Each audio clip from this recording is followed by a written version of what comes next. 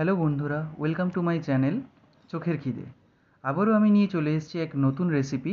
আজ আমি বানাবো লাউ পাতা চিংড়ি বাটা। এই রেসিপিটি বানানোর জন্য আমি নিয়ে নিয়েছি 100 গ্রাম গোটা চিংড়ি মাছ, 8খানা লাউয়ের পাতা, 15 পিস মতো রসুনের কোয়া, 6টা কাঁচা লঙ্কা। লাউ পাতাগুলোকে গরম জলে সেদ্ধ করে নিতে হবে। গরম জলে সেদ্ধ করে জলটা ফেলে দিতে হবে এবং এই গরম জলে সেদ্ধ করার কারণে যদি কোনো কেমিক্যাল থেকে থাকে লাউয়ের পাতায়, সেগুলো নষ্ট হয়ে যায়। আর সেদ্ধ করার সময় অল্প পরিমাণে নুন দিয়ে দিতে হবে, যেটা স্বাদ মতো। নুন দেওয়াতে লাউ পাতাগুলো তাড়াতাড়ি সেদ্ধ হয়ে যায়।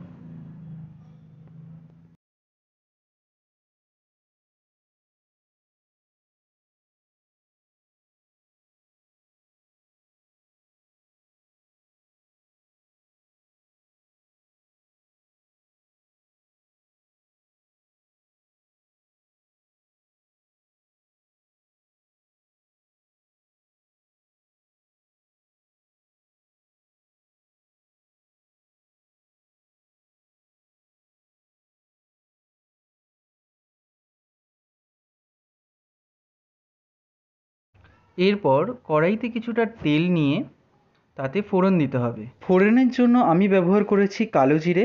কালো জিরের পরিমাণটা 1 টেবিল স্পুন ব্যবহার করেছি।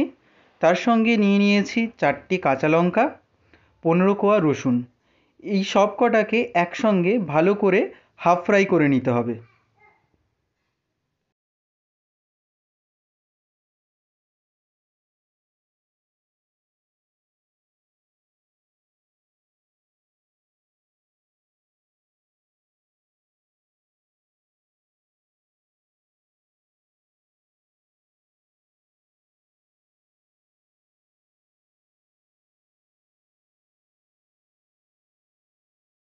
রসুন আর কাঁচা লঙ্কা ফোড়নটা ভালো করে ফ্রাই করে নেওয়ার পর এগুলো লাউ পাতার সঙ্গে গ্রাইন্ডারে দিয়ে দিয়েছি। এরপর ওই একই তেলেতে চিংড়ি মাছগুলোকে গোল্ডেন ব্রাউন করে ভেজে নিয়েছি।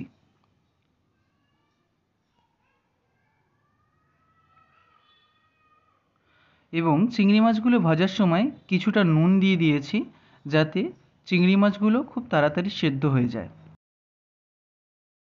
এরপর সবকটা আইটেমকে একসঙ্গে গ্রাইন্ডারে নিয়ে ভালো করে পেস্ট করে নিয়েছি।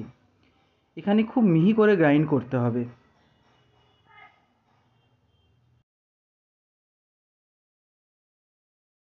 গ্রাইন্ড করা লাউ পাতাটাকে কড়াইতে দিয়ে তার সঙ্গে কিছুটা চিনি অ্যাড করার পর গ্যাসের ফ্লেমটাকে একদম লোতে রেখে আরও কিছুক্ষণ ফ্রাই করে নিতে হবে। বন্ধুরা, যারা আমার চ্যানেলে নতুন, প্লিজ আমার চ্যানেলটাকে সাবস্ক্রাইব করো, আর ভিডিওটা ভালো লাগলে অবশ্যই একটা লাইক করো। এই ধরনের পাতা বাটা গরম ভাতের সঙ্গে খেতে কিন্তু অসাধারণ লাগে। তোমরাও বাড়িতে ট্রাই করো আর কমেন্ট করে জানিও তোমাদের খেতে কেমন টেস্টি লেগেছিল। কিছুক্ষণ ফ্রাই করার পর যখন পাতা বাটাটা কিছুটা শুকিয়ে আসবে, সেই সময় এর সঙ্গে অ্যাড করতে হবে সর্ষের তেল। তেল অ্যাড করার পর আবার এটাকে কিছুক্ষণ ফ্রাই করে নিতে হবে। তাহলেই রেডি হয়ে যাবে খুবই টেস্টি লাউ পাতা চিংড়ি বাটা।